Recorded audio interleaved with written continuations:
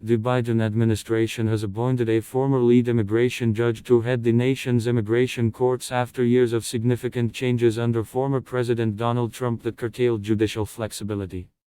Neal, who retired from his position as a chief immigration judge of the Executive Office of Immigration Review in 2019, has now been appointed to lead the agency. His resignation in 2019 came during a time when many immigration judges left here due to concerns about how the Trump administration had reshaped the work the court was doing.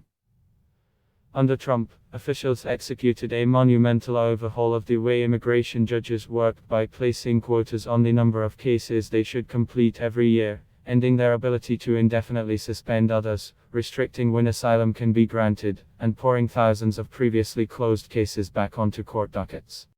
As a result, the case backlog increased and wait times continued to skyrocket.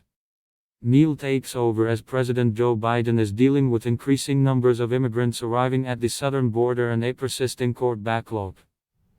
The Justice Department's commitment to a fair and efficient immigration court system, governed by due process and the rule of law, is exemplified by recent policy changes and our pursuit of significant additional resources, Attorney General Merrick Garland said.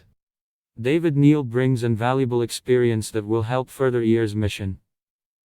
During the Trump administration, many judges, who oversee asylum claims and deportation cases, retired or resigned, citing interference in how they were doing their jobs. Some were bold in their timing. John Richardson, a former immigration judge in Phoenix, stepped down on Sep. 30, 2018, the day before the administration instituted a quota for the number of cases to be completed by judges.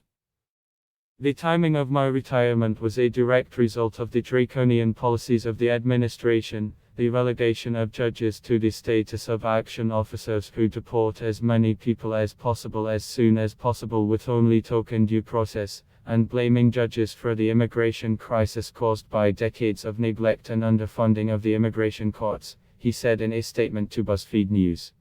The New York Times reported in 2019 that Neal told colleagues in his resignation email to keep true to your commitment to fairness and justice.